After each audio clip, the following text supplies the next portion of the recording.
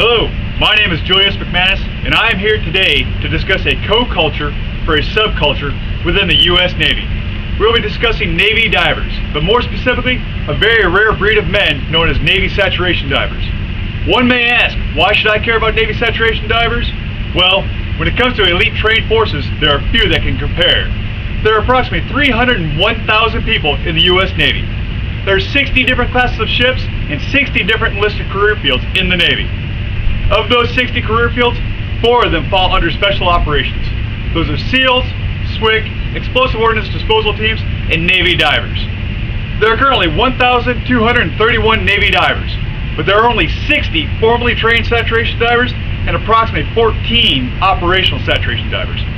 I would say that makes this very small community a special group and worth discussing. There are 5 different classifications for Navy divers. We have scuba divers that serve on board ships and submarines and perform as safety and security divers. Then there are the second class divers, who are your working class. These divers are the ones who are in the water, turning wrenches, and operating specialized underwater equipment at underwater ships' husbandry and salvage lockers. These second class divers also get embedded with other special operations teams that require specialized diving skills. Then you have the first class divers, who are your diving supervisors. These divers have a vast knowledge of diving procedures, hyperbaric protocols, and have the ability to recognize and treat decompression sickness. This brings us to our fourth class of diver, the saturation diver. Saturation divers are mixed gas divers who are specifically trained in saturation theory with in-depth knowledge of formulas, diving physiology, complex mechanical and diving systems.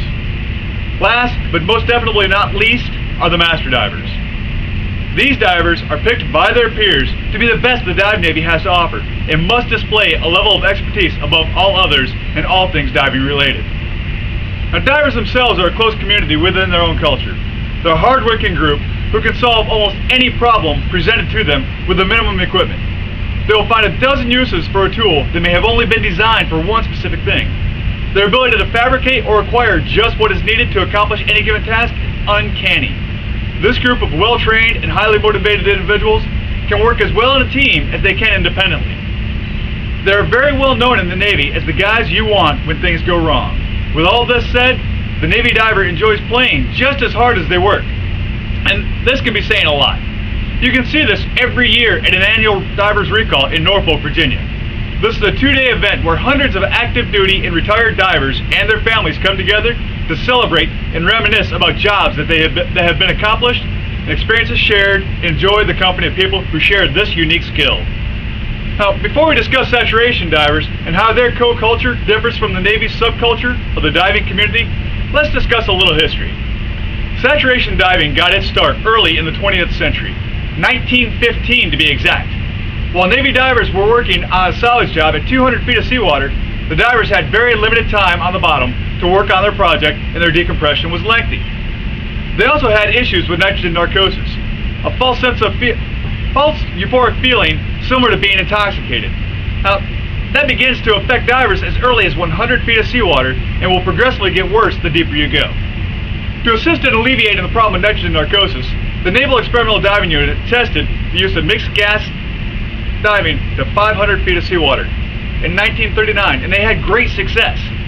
This helium and oxygen mixture was used to perform a successful salvage saturation dive on the USS Squalus in 1939. Over the next 50 years, great strides would be taken in saturation diving, to include the use of deck decompression systems and transportable diving bell, similar to this one right here. The U.S. Navy and various scientific institutions, like Duke University, would push the very limits of saturation diving to 2,250 feet of seawater.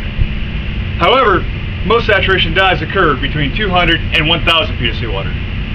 Now that you have a better understanding of the history and why we have saturation diving, let's discuss this unique co-culture. Saturation divers begin to separate themselves from the normal Navy diver as soon as they start their training.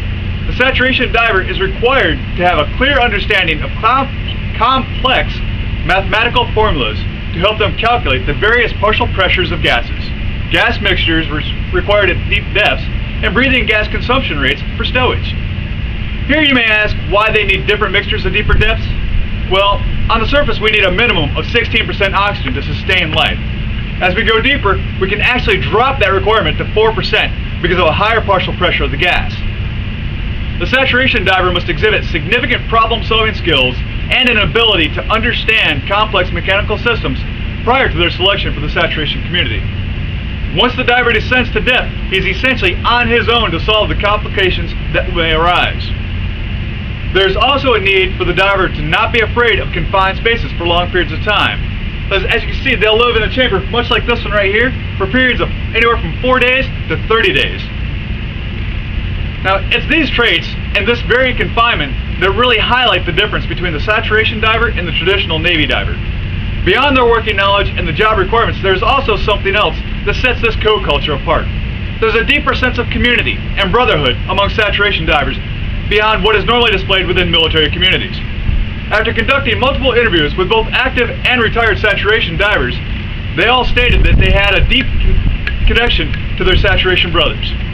That was caused by the significant time spent working together on the systems and the experiences they and their families shared within the saturation community. Multiple divers interviewed made the statement that there were no secrets among the team or the team's families because they worked so closely together. In conclusion, we've seen how large the U.S. Navy is and how small the diving community is in comparison. We've also seen how much smaller the saturation diving community is within the diving community. We've highlighted the differences and similarities in both the work and the social aspects of both divers and saturation divers. We've seen some of the history and highlighted the need for both communities. I hope that you've enjoyed this topic and have a deeper understanding of both the subculture of Navy divers and the co-culture of their brothers and saturation divers.